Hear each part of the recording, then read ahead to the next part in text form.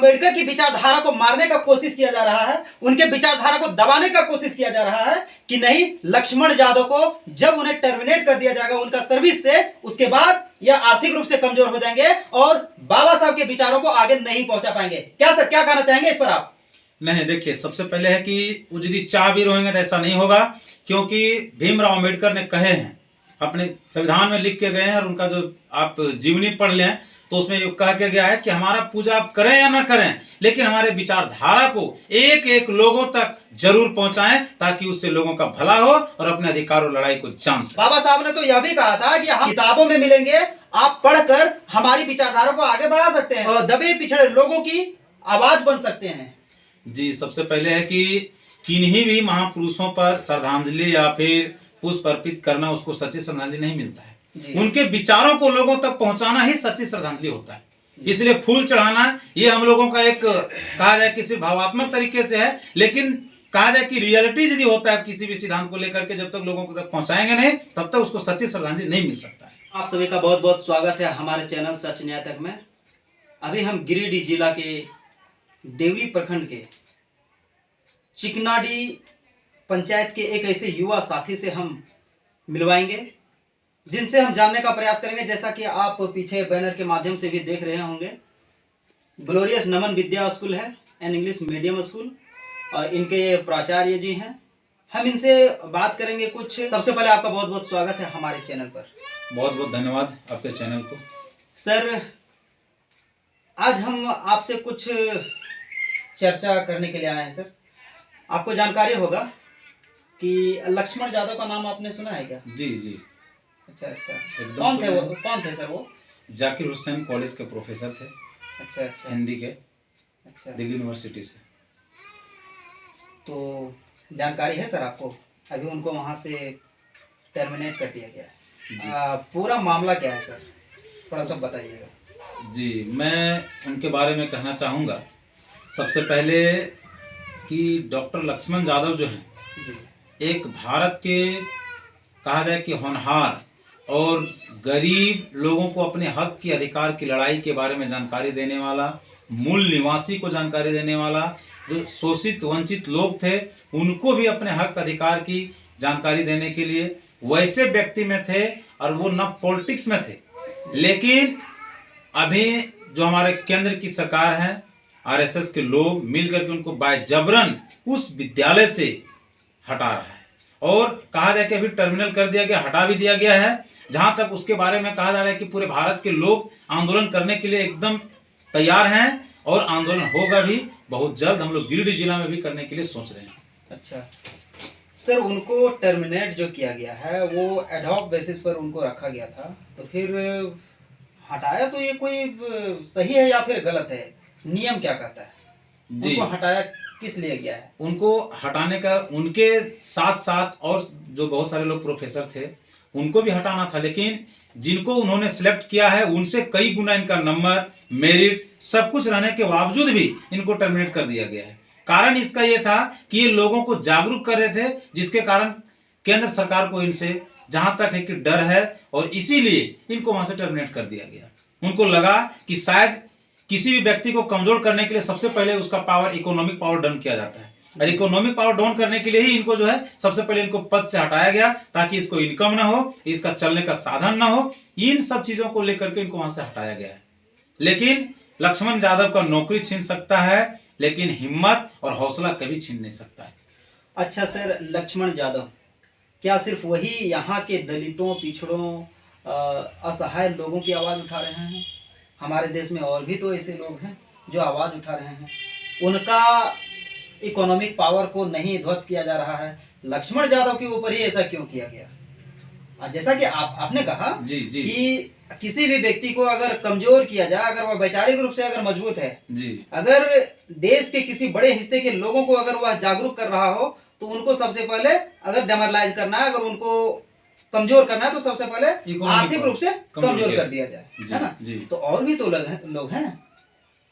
तो क्या लगता है कि सिर्फ लक्ष्मण यादव हैं जो कि गरीबों के हक की लड़ाई लड़ रहे हैं? नहीं, तो हमारे देश में लोग हैं। जी, हमारे देश में हैं, लेकिन ये एक पढ़ा लिखा व्यक्ति था। इन्होंने कॉलेज से, सबसे पहले होता है कि हमारे देश का सबसे कहा जाए कि होनहार संस्था होता है कॉलेज, स्कूल, विद्यालय, और वहां पे जो लोगों को ज्ञान मिलता है उससे बेहतर कहीं जगह नहीं मिल पाता।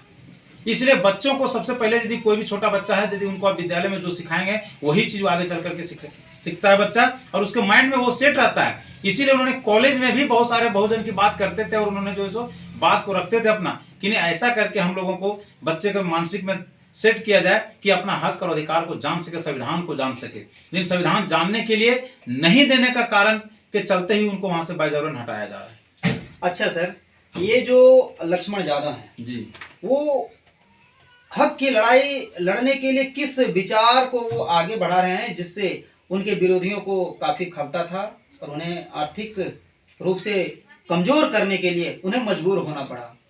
क्या वह हमारे देश के जो संविधान के निर्माता डॉक्टर भीमराव अंबेडकर जी की विचारधारा से बिलोंग करते हैं, और उनकी बातों को, उनके विचारों को मजबूत करने के लिए ही मतलब उन्हें कमजोर किया जा रहा है क्या? जी, सबसे पहले तो मैं लक्ष्मण यादव के बारे में कहूँगा थोड़ा सा। अभी जो आप कहे कि डॉक्टर भीमराव अंबेडकर, सबसे पहले लक्ष्मण यादव यदि उनका जो सिद्धांत और विचारधारा है, तो वो भीमराव अंबेडकर, पेरियार, जगदेव बाबू, ये इन सब, महात्मा गांधी, ज्योतिबा फुले, ये इन लोगों को मानते थे और इनके विचारों पर चलते थे, और इसी को विचार को चाह रहे थे कि हम हर जगह फैलाएं और लोगों को जागरूक करें, और इन विचारों से लोग लिप्त हों, अपने में डालें, संतृप्त करें, उसके बाद ही लोगों में जानकारी हो कि उन्होंने क्या था। लेकिन जिन लोगों को लगा कि नहीं, ये व्यक्ति इस तरह से लोगों के ऊपर जानकारी पहुंचाएंगे, लोगों तक पहुंचेगा संदेश, तो लोग जो है सो जागरूक होंगे और अपने हक और अधिकार का लड़ाई लड़ेंगे, तो इससे कुछ 3 या 15% के लोग जो हैं उनको कहीं ना कहीं अंदर से खल रहा था, जिसके कारण इनको इस तरह किया जा रहा है।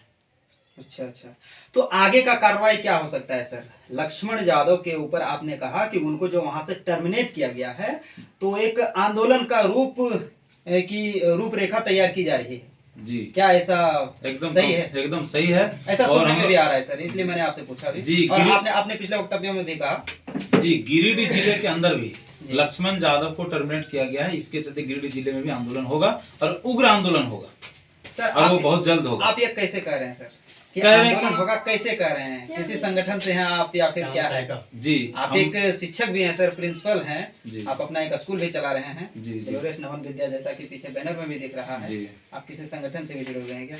जी, हम तो अभी ऑलरेडी राष्ट्रीय यादव सेना प्रखंड सचिव देवरी से हैं, जी, और साथ ही मैं भाकपा माले युवा नेता देवरी प्रखंड कमेटी से। तो संगठन में तो है ही, लेकिन साथ में छात्र, नौजवान और कुछ बुद्धिजीवी लोग भी कह रहे हैं, चौक चौराहे पर, जैसे हम लोग का नजदीकी चौक कदमबरी है, तो वहाँ चर्चा होती है कि नहीं, लक्ष्मण यादव के खिलाफ में हम लोग एक जोरदार आंदोलन करेंगे। उनके सपोर्ट में, खिलाफ में नहीं जी, उनके जो टर्मिनेट किया उनके खिलाफ में, उनके खिलाफ में और लक्ष्मण यादव के सपोर्ट में एक जोरदार आंदोलन किया जाएगा, और वो हम लोग तय बहुत जल्द करेंगे, और जल्द भी होगा पूरे गिरिडीह जिला के अंदर। सर, आप अपना एक निजी स्कूल चला रहे हैं, अगर आप लक्ष्मण यादव को इस तरह से, उनको जो टर्मिनेट किया गया है उनके सपोर्ट में, या फिर जो यूनिवर्सिटी के द्वारा उन्हें जो टर्मिनेट किया गया उनके खिलाफ यदि आप सभी आंदोलन करते हैं, तो हो सकता है आपके स्कूल के ऊपर भी कुछ अगर कार्रवाई किया जाए, आपको भी यहाँ से टर्मिनेट किया जाए, ऐसा कुछ हो सकता है क्या? जी, यदि कर भी सकते हैं तो मेरा हौसला और हिम्मत को नहीं ले सकते हैं जी, स्कूल को कुछ कर सकते हैं वो, क्योंकि और इससे सर कुछ नहीं है। आप मीडिया में इतना बेबाक तरीके से अपनी बात को रख रहे हैं सर जी, तो जरूर आपके ऊपर भी तो हो सकता है। उससे कोई दिक्कत नहीं होगा जी, लेकिन मैं कहूंगा कि भले वो हमारा स्कूल को कुछ कर सकते हैं, लेकिन कुल मिलाकर के कहा जाए कि हिम्मत और हौसला आपके अंदर काबिलियत, हिम्मत, हौसला, जोश, जुनून, जज्बा जो है उसे वो छीन नहीं सकते। यही कहने का विचारधारा को मारने का कोशिश किया जा रहा है, उनके विचारधारा को दबाने का कोशिश किया जा रहा है कि नहीं, लक्ष्मण यादव को जब उन्हें टर्मिनेट कर दिया जाएगा उनका सर्विस से, उसके बाद यह आर्थिक रूप से कमजोर हो जाएंगे और बाबा साहब के विचारों को आगे नहीं पहुंचा पाएंगे। क्या सर, क्या कहना चाहेंगे इस पर आप? नहीं, देखिए, सबसे पहले है कि वो यदि चाह भी रहेंगे तो ऐसा नहीं होगा, क्योंकि भीमराव अंबेडकर ने कहे हैं, अपने संविधान में लिख के गए हैं, और उनका जो आप जीवनी पढ़ लें तो उसमें ये कहा गया है कि हमारा पूजा आप करें या ना करें, लेकिन हमारे विचारधारा को एक एक लोगों तक जरूर पहुंचाएं, ताकि उससे लोगों का भला हो और अपने अधिकार और लड़ाई को जान सके। बाबा साहब ने तो यह भी कहा था कि हम किताबों में मिलेंगे, आप पढ़कर हमारी विचारधारा को आगे बढ़ा सकते हैं और दबे पिछड़े लोगों की आवाज बन सकते हैं। जी, सबसे पहले है कि किन्हीं भी महापुरुषों पर श्रद्धांजलि या फिर पुष्प अर्पित करना उसको सच्ची श्रद्धांजलि नहीं मिलता है। जी। उनके विचारों को लोगों तक पहुंचाना ही सच्ची श्रद्धांजलि होता है। इसलिए फूल चढ़ाना ये हम लोगों का एक कहा जाए किसी भावात्मक तरीके से है, लेकिन कहा जाए कि रियलिटी यदि होता है किसी भी सिद्धांत को लेकर के, जब तक लोगों को तक पहुंचाएंगे नहीं तब तक उसको सच्ची श्रद्धांजलि नहीं मिल सकता है।